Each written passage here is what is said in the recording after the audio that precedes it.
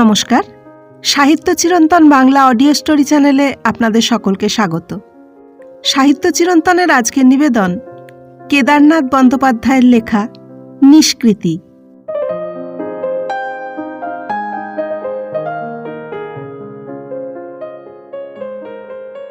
কনক অনেকেরই সহপাঠী হতে হতে ক্রমে আমারও সহপাঠী হয়ে পড়ে। এই প্রক্রিয়াটির দ্বারা সে তার বন্ধুর সংখ্যাও বেশ বাড়িয়ে চলেছিল। তারপর ফার্স্ট ক্লাসে পৌঁছে সে স্কুলের স্থাবর সম্পত্তিতে দাঁড়িয়ে গেল। কনক ছিল যেমন সরল তেমনি সহৃদয়। সে বলতো, কি করব, অ্যালজেব্রায় আমার টেস্টই এলো না, আমি ছুঁতে পারি না। ইংরেজিতে বুঝতে বলতে আর লিখতে পারলেই ব্যাস। শেক্সপিয়ার, বাইরন, শেলি প্রভৃতি উপভোগ করতে পারলেই হলো। ওর মতো আনন্দের জিনিস আর নেই। চাকরি করবার মতো ইংরেজি আর রুল অফ 3 এসে গেছে।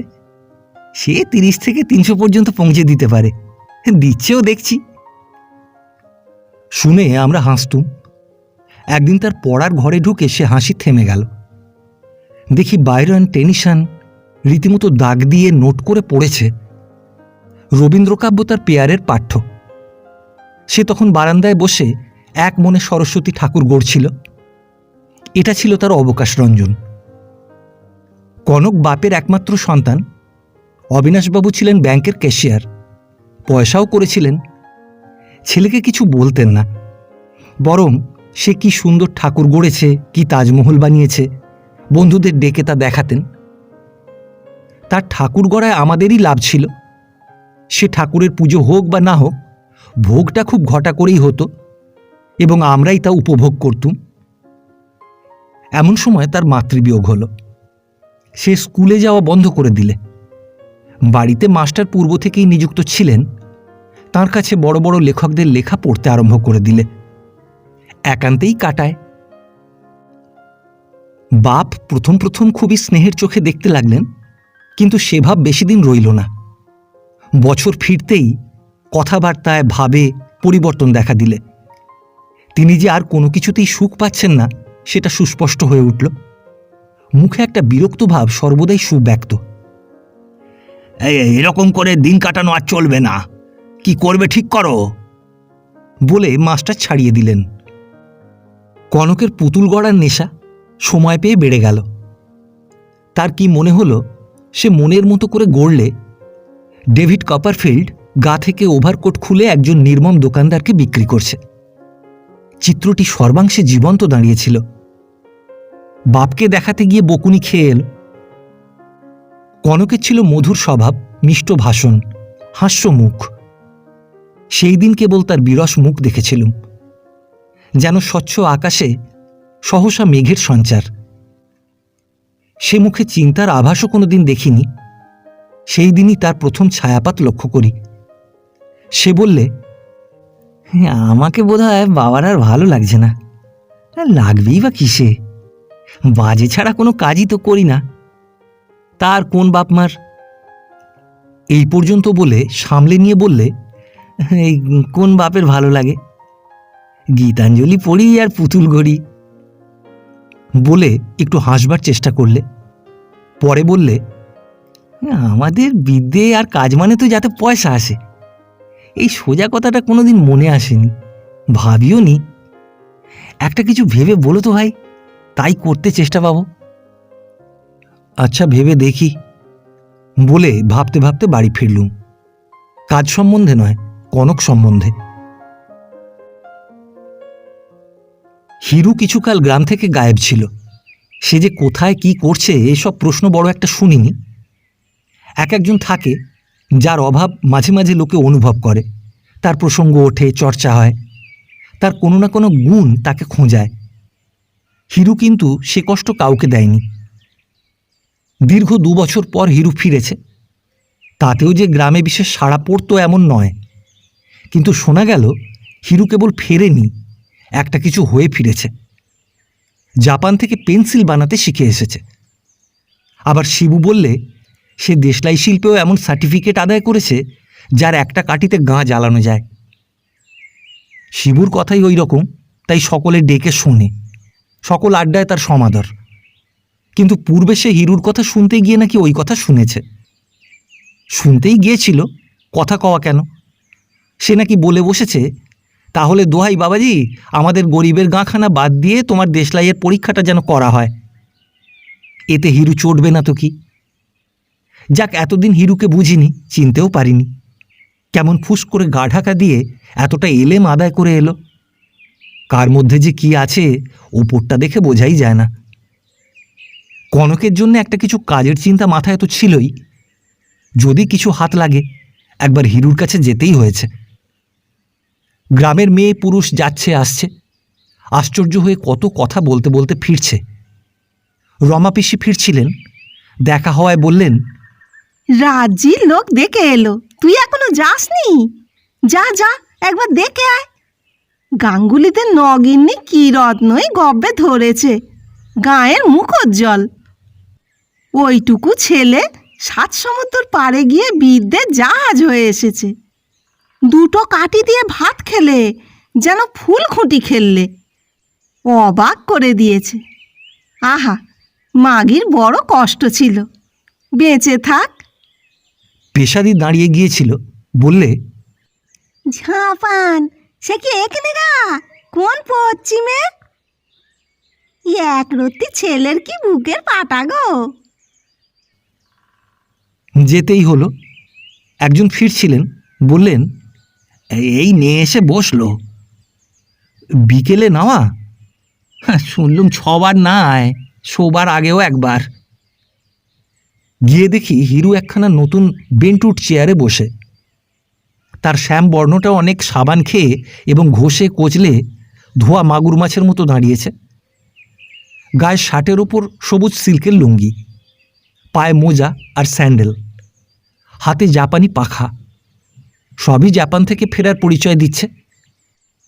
এই যে এসো বলে বেশ একটু মুরব্বিয়ানা কায়দায় আহ্বান করে পৈতৃক মোড়াটার দিকে ইঙ্গিত করে বললে, ভালো তো সব? বললুম, মন্দ কি? অভালোটা থাকা অভ্যেস হয়ে গিয়ে এখন ভালো থাকায় দাঁড়িয়ে গিয়েছে। বেশ আছি। দেয়ার, ওইটাই তো দেশ মরেছে। আরে ভালো থাকবার চেষ্টাই নেই যে। দেখে এসো একবার ওসব দেশে, রাত 12টায়ও সেলুন খোলা পাবে। চুল ছাঁটো, খেউড়ি হও, যা ইচ্ছে। আর এখানে সারা গাঁখানার মাথা সেই এক বেটা কিনে রেখেছে। এদেশে ভালো লোক থাকে না উন্নতি হয়? 2 বছর পরে আজ ডায়েরিতে এই প্রথম বেখেউড়ি লিখতে হলো। কম দুঃখের কথা? বললুম, দুঃখের কথা ভাই অনেকই আছে। 2 বছরে এত দ্রুত সেসব ভোলবার শক্তি আয়ত্ত করলে কি করে? থাক, সে কথা পরে হবে। এখন কিছু শোনাও হিরু, কি কি শিখে এলে, কি করবে ঠাউরাচ্ছ? গলাটা খোলসা করে নিয়ে বেশ ভারিক্কিভাবেই হিরু আরম্ভ করলে, সব যে সায়েন্সের কথা, বুঝবে না তো। ওসব দেশে শ্যালক শালিকা স্বজনাদির মতো সায়েন্সও সংসারের আত্মীয়দের অন্যতম। প্রত্যেক কাজে, প্রতি পদক্ষেপে সায়েন্সের সম্পর্ক। সাধনা ভিন্ন, তার অন্তর্গুড়ো মহিমা উপলব্ধ হয় না, বুঝলে? তার ওই অন্তর্গুড়োই আমাকে অতিষ্ঠ করে দিলে। ন্যাকামি বরং সহ্য হয়, জ্যাঠামি একদম জ্বালিয়ে দেয়। বললুম, যখন বুঝতেই পারবো না, থাক, সময় নষ্ট করো না। শুনলাম পেন্সিল বানাতে শিখে এসেছো নাকি? তাহলে ভারতের বিদ্যার্থীদের অর্ধেক অভাব এক বাংলাদেশি মিটিয়ে দিতে পারবে। আর তুমি তার পাইওনিয়ার রূপে যশের অধিকারী হয়ে আমাদের গ্রামের নাম ইতিহাস প্রসিদ্ধ করে দেবে। এটা আমাদের কম গর্বের কথা নয়। আজকাল পেন্সিল আর নোটবুকই লেখাপড়ার প্রধান উপকরণ। বললে, not so easy my friend, অত সহজ নয় বন্ধু। লেকড়ি কোথায়? তোমার তাল শাল তমালের আস্ফালনে ও মাল জন্মায় না। দেশের একটু ভবিষ্যৎ চিন্তা নেই। সেরা সেরা কাঠ সব পুড়িয়েই ছেড়ে দিলে। একটা শবদাহের জন্যে একা সুন্দরবনই লাখো লাখো মন দিয়ে সাফ হয়ে গেল। এত বড় মূর্খ দেশ আছে, মরেও দেশকে মেরে যায়। এই সৃষ্টি ছাড়া, দেশটি ছাড়া আর কোথাও পোড়াবার কুপ্রথা নেই, সেটা জানো তো? হিরুর চিন্তাশক্তিও বেশ বেড়েছে দেখছি। বললুম, আরও যে কি কি আদায় করে এসেছো শুনলুম, দেশলাই নাকি? আরে তাতেও লেকড়ি। আর তাছাড়া তাদের কাছে বাক্যদত্ত আছি, 12 বৎসর ওতে হাত দেব না। তাদের ভয় ইন্ডিয়ার ফিল্ড তাদের মাটি হয়ে যাবে। বেইমানি করতে পারবো না, সেই সত্ত্বেই শিক্ষা। ইস, তাই তো, ওটা যে বড় দরকারি জিনিস ছিল। প্রত্যেক ভদ্র সন্তানের নিত্য এক বাক্স চাই, বোধহয় গাড়োয়ানদেরও। হিরুর প্রশ্নদৃষ্টি দেখে বললুম, দেশে যে আর সিগারেট ছাড়া ভদ্র সন্তান নেই। সময়টা বেশ ভালো ছিল, ফিল্ড দিন দিন ফেলাও দাঁড়াচ্ছে, কুলি মজুরেরাও কোমর বেঁধে ঝুঁকেছে। যাক, সে এরপর ভেবে দেখো। শুনেছি জাপানিরা নাকি হোম ইন্ডাস্ট্রির হারকিউলিস, সেখানে আর কি কি শিক্ষার সুযোগ আছে? আরে কিসের নেই তা বরং জিজ্ঞাসা করতে পারো, এস্তক চুল বাঁধা, খোঁপাই হাজারো রকমের। বিনি, বাইরে আয় তো, বলে হাঁক দিলে 4 বছরের চেহারা নিয়ে 8-9 বছরের একটি মেয়ে যেন পেছু হটে বেরিয়ে এলো। এটা আমারই দেখবার ভুল হয়েছিল। তার মাথা থেকে খোঁপাটা পেছন দিকে এমন ঠেল মেরে 7 ইঞ্চি বেরিয়ে রয়েছে, হঠাৎ দেখলে সেইটি সামনের দিক বলে ভ্রম হয়। মাথাটি একদম ডুডু পাখির মডেল দাঁড়িয়ে গেছে। হিরু সোৎসাহে বললে, হ্যাঁ, এই দেখো, এও এক বিদ্যে, চারুশিল্প। সেই সব দেশ কি এক চুল বাঁধা শিখে হাজার হাজার মেয়ের পেট চলে?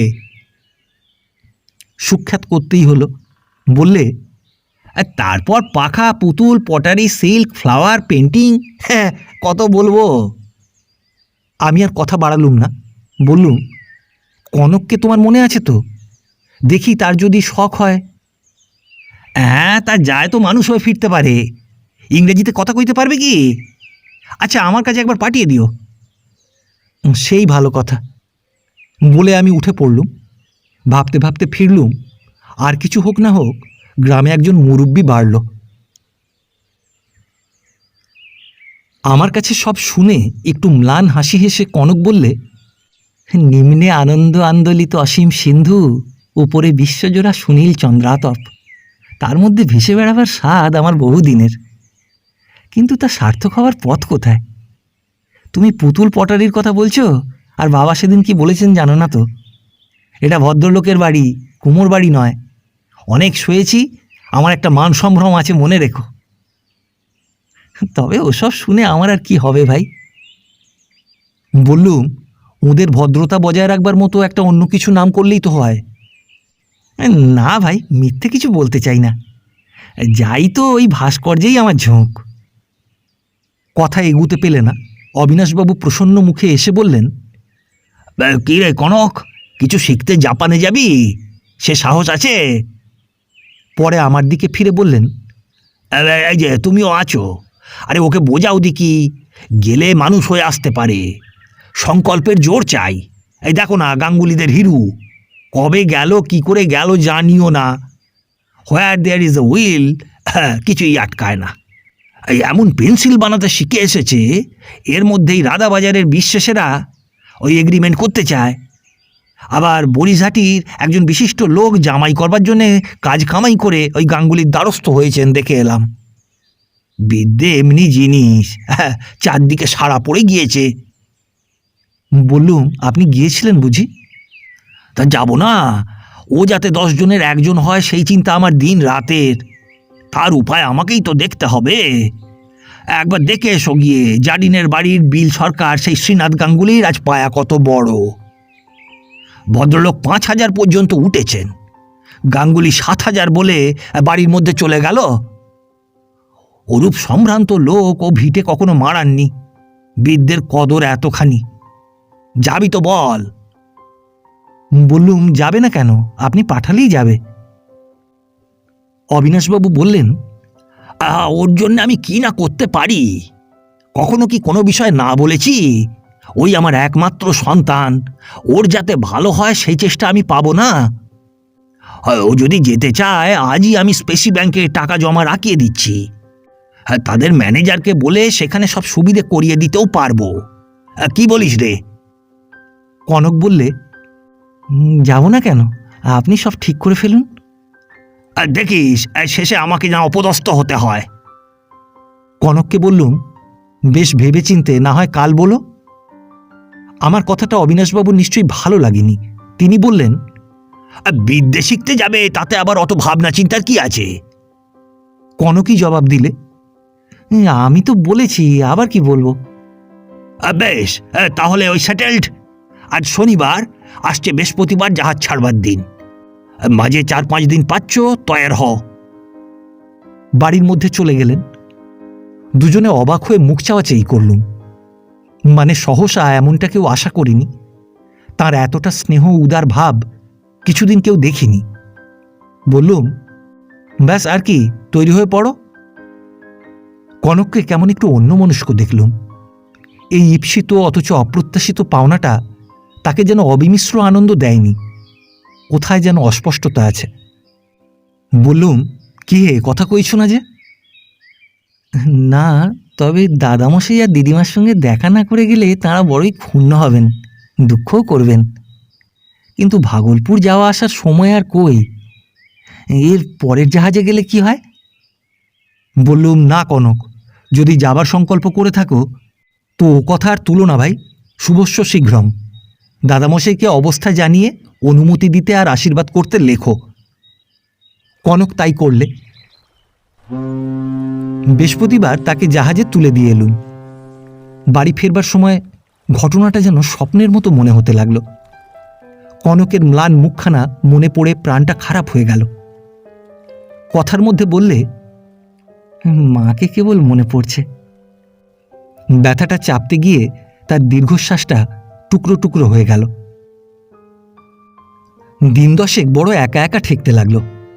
কনকের সেই সুমিষ্ট হাসি, আত্মভোলা সরল প্রকৃতি, সন্ধ্যার পর টেনে নিয়ে গিয়ে কবিতা শোনানো, সমুদ্রের প্রতি, বালিকাবধূ, হ্যামলেট, শুনতেই হবে।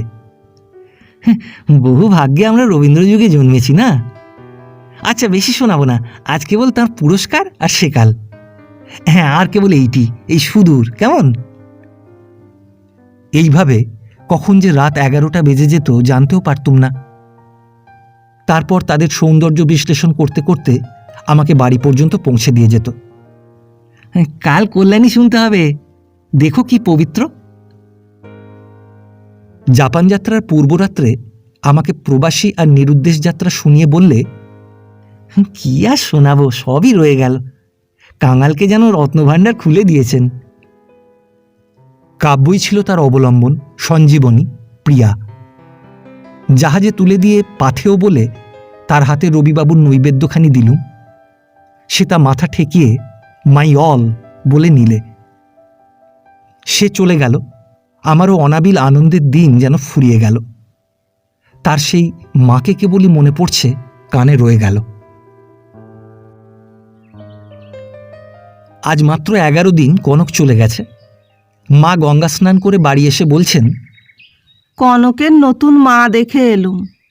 বেশ বড়সড় মেয়েটি, বছর 17 হবে। তবে প্রতিমার মতো কোনোখানটাই নয়। অমন ছেলে থাকতে আবার এ কি! আহা, তাই বাছাকে 7 তাড়াতাড়ি বৃহস্পতিবারে বিদেয় করল। আমি তখনও বিছানায়। সংবাদটা যেন বিষাক্ত বানের মতো লাগলো। উঠে পড়লুম। তুমি দেখে এলে মা? হ্যাঁ রে, শুনলুম শিবপুরের মেয়ে। প্রতিমার কোড়ে আঙুলের যোগ্যও নয়, পুরুষালী গড়ন।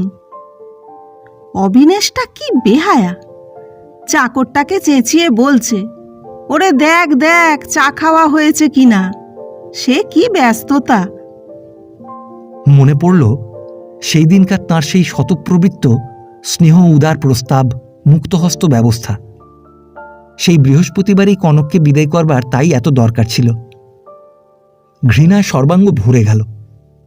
কনকের সেই মাকে কেবলই মনে পড়ছে মনে হয়ে, আর তার অন্তর্নিহিত বেদনাটা পরিস্ফুট হয়ে আমার অন্তরটা টনটন করে উঠল। মুখ থেকে আপনা আপনি বেরুল, এখন আরও মনে পড়বে ভাই। 1 বছর কেটে গেছে। কনকের পত্র পাই, জাপানে সে ভালোই আছে। তার নতুন মার সংবাদ তাকে দিতে পারিনি। 2য় বৎসরের পত্রে বুঝলুম সংবাদটা সে পেয়েছে, সম্ভবত তার দাদামশায়ের কাছে। আমার আর তাকে জানাতে বাধা রইল না, তার একটি ভাইও হয়েছে। হিরুই উত্তর সাধক রূপে পিতা পুত্র উভয়কেই সাহায্য করেছে। তার সম্বন্ধে খোঁজ খবরটা নেওয়াও আমাদের উচিত, অন্তত ভদ্রতা রক্ষার্থে। হিরুর বিবাহ হয়ে গিয়েছে। গাঙ্গুলি মশাই খুব উদারতা দেখিয়ে কন্যাকর্তাকে বলেন, ভদ্রলোক হিঁদুর বাড়ি এসেছেন, আপনাকে ক্ষুণ্ণ করে ফেরাতে পারি না।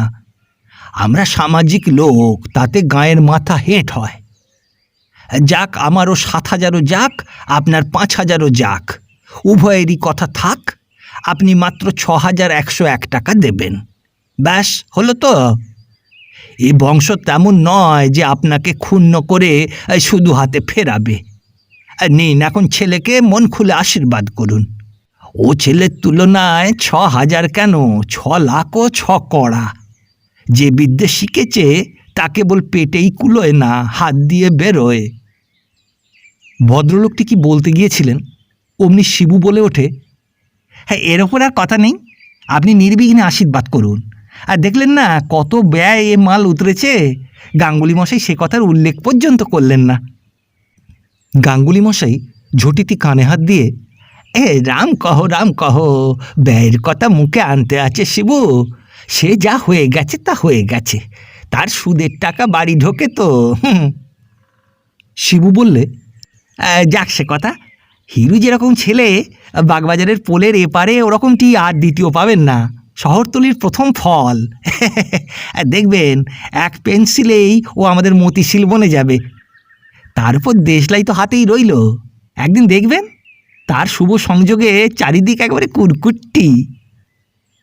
শিবু বেয়াড়া মারছে দেখে গাঙ্গুলি মশাই চট করে হেসে বললেন, বেআইয়ের সঙ্গে এখনই যে খুব আপনার হয়ে পড়লে। বাজে কথা থাক, আজ কিন্তু এইখানেই একসঙ্গে, বুঝলে। ভদ্রলোকটি না হেসে উপায় ছিল না, এবং আশীর্বাদ না করেও নিস্তার ছিল না। হিরুর বিবাহ যথাসময় হয়ে গেছে, আজও সেই লেকড়ির সন্ধানই চলছে। ইতিমধ্যে, নিচে বসে থেকে কি হবে, দেশটা তো ওই করেই গোল্লায় গেল, এই বলে হিরু যেসব কোম্পানির বাড়ির 35 টাকা মাইনের চাকরি শুরু করে দিয়েছে। হোয়াট এভার কামস ফার্স্ট, এই তো চাই, একেই বলে মরাল কারেজ। বছর 2 পরে গাঙ্গুলি মশাইয়ের বিয়াই একবার এসেছিলেন। তাতে গাঙ্গুলি বলেছিলেন, ভাইয়া দেখছেন তো, ও আমার লগ্ন চাঁদা ছেলে, বসে থাকবার বাচ্চা নয়। যতদিন না লেকড়ি পাচ্ছে অন্তত নুনের টাকা কামাবেই। আর তোমার মনে আছে তো শিবু, ওই ভাদ্রের সেই ভীষণ রাত্রের কথা? কি দুর্যোগ, কি ডাক, ঝড় বৃষ্টি, বিদ্যুৎ বজ্র, কিছুই দৃকপাত না করে হিরু ভূমিষ্ঠ হলো। শিবু সোৎসাহে বললে, মনে আর নেই? সে কি ভোলবার কথা? চণ্ডীমণ্ডপে বসে আপনি দুর্গা নাম জপ করছেন, আমি হুঁকো হাতে করে ভতভম্ব, টান ভুলিয়ে দিয়েছে। শাঁখ বাজল, তামাক টেনে বাঁচি। দেব জন্ম, ও অসাধারণ হবেই। শুনে বেআই মশাইয়ের খুশি হয়ে যাওয়া ছাড়া উপায় ছিল না। তবে দীর্ঘ নিঃশ্বাসটা ফেলেছিলেন বেআই বাড়ি থেকে বেরিয়ে পথে। লোকের দুঃখ দুর্ভাবনা বহন করবার জন্য পথগুলো বুক পেতে থাকে তাই রক্ষে। শিবুর গতি সর্বত্র। সে বলে বেড়ায়, হিরু ব্যাভেরিয়া থেকে লেকড়ির বীজ আনিয়ে বুনছে গ্রামময়। এ আমার সচক্ষে দেখা। তোমরাও দেখবে যখন পিলপিল করে চারা বেরুবে, এই বেরোয় বলে। বর্ষা নামতেই চারায় গ্রাম ছেয়ে গেল, দাঁড়ালো শেষে কাল কাসুন্দে। শিবু বললে, বেটারা সাফ ঠকিয়েছে, কি জোচ্চোর, এইসব হর্টিকালচার জোচ্চুরি। এখন বলে কি না দেশের মাটির দোষ, বললেই হলো। চিরকাল শুনে আসছি আমাদের স্বর্ণপশু ভারত, তা না হলে হিরুর মতো ছেলে জন্মায়। আর আজ বলে কি না, বললেই হলো। গাঙ্গুলি মশাই বেশ নির্বিকারভাবে বললেন, জানি ধর্মের ঘরে পাপ সয় না, ও জানা কথা। আর চুলোয় যাক, কাজ নেই আর জোচ্চোরদের সঙ্গে কারবারে। চিরকেলে ঋষি বংশে ওইসব সইবে কেন? হিরু আমার ধর্মপথে থেকে ওই যেসবের বাড়িতেই বাড়ুক, সনাতন ধর্ম বজায় থাক। বরিঝাটির বেআই মশাই লেকড়ির বীজ আনাতেও নাকি 100 টাকা অ্যাডভান্স করেছিলেন। গাঙ্গুলি মশাইয়ের কথা শুনে তিনি আজ শ্রদ্ধায় মাথা নিচু করে আমেন বললেন। ইতিমধ্যে প্রায় 4 বছর অতীতের আশ্রয় গিয়ে পড়েছে। দিনও কেটেছে, রাতও কেটেছে। তারা নিয়মিত এসেছে গেছে, দুঃখও দিয়েছে, সুখও দিয়ে থাকবে। আমাকে দেয়নি কেবল একটা অকেজো আনন্দের ফাঁক, অকারণ পুলকের বাতায়ন। কনক না থাকায় সেগুলি আপনা আপনি বন্ধ হয়ে গিয়েছে। বিষয়কর্ম, লাভ লোকসান আর রোজগারের রপটে জীবনটাকে যেন লোহার নিরেট কল বানিয়ে দিয়েছে। স্বস্তির একটা লম্বা নিঃশ্বাস ছাড়বার বাধামুক্ত ফাঁক পাইনি। সে কি দৈন্য! সব থাকতেও অতি বড় দুঃখীর মতো দিন কেটেছে। হিসেব, দুর্ভাবনা আর উপায় চিন্তা। আজ রাত পোয়ালে হিরোশি জাহাজে কনকের কলকাতা পৌঁছবার কথা। কলকাতাতেই রইলুম তাকে পাবার আনন্দে। প্রভাতের প্রত্যাশায় ঘণ্টা গুনে রাত কাটালুম। ভোরে উঠেই জেটিতে গিয়ে উপস্থিত। জেটি তখনও লাগেনি। শীতল প্রভাতবায়ু আর জাহ্নবী জলকল্লোল উপভোগের মধ্যে প্রত্যাশাপন্ন চিত্ত চঞ্চল হয়ে একবার জলপথে দৃষ্টি প্রসারিত করে সুদূর সীমান্তের লক্ষ্যবস্তুর সন্ধান করতে লাগল। কিছুক্ষণ পরে হিরোশি আমার চোখে উষসীর মন্থর গতিতে এসে স্থির হল। আমি সতৃষ্ণ দৃষ্টিতে আরোহীদের চাঞ্চল্য লক্ষ্য করছি। সহসা চমকে দিয়ে কনক আমাকে জড়িয়ে ধরে বলে উঠল, হ্যাঁ, আমি জানি তুমি আসবেই। মুখে সেই সরল হাসি। আমি জানি, আমি জানতুম। তারপরেই গঙ্গার দিকে চেয়ে মুক্ত করে, নমো নমো নমো সুন্দরী মম জননী বঙ্গভূমি, গঙ্গার তীর স্নিগ্ধ সমীর জীবন জুড়ালে তুমি।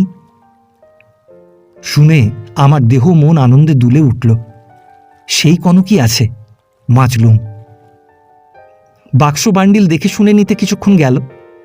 তারপর গাড়ি করে বাড়ি মুখো। পথে এলোমেলো কত কথা, একটা না ফুরুতেই আর একটা, কোনোটারই সমাপ্তি নেই। বরাহনগর পার হতেই সহসা সে বলে উঠল, এসে গেলুম যে। উৎসাহ উত্তেজনা দপ করে নিবে তাকে নীরব করে দিলে। মুখ থেকে প্রাণচাঞ্চল্যের খেলা মুছে গেল। বললুম, চুপ করলে যে? বললে, না বাবা, এতক্ষণে বোধহয় বেরিয়ে গেছেন। বললুম, সময় হয়েছে বটে, তবে আজ তা যাবেন না। ওই যে আপিসের কাপড় পরে তোমার ছোট ভাইটিকে কোলে করে বাইরে তোমার জন্য অপেক্ষা করছেন। গাড়ি থামতেই কনক নেবে গিয়ে বাপকে প্রণাম করে তার কোল থেকে ভাইটিকে নিলে। অবিনাশবাবু সোৎসাহে বললেন, খোকন কি শান্ত দেখছ? তার দিকেই হাস্যোজ্জ্বল নেত্রে একাগ্রে চেয়ে রইলেন। তারপরেই, তা কোন ঘরে থাকবে বলো দেখি?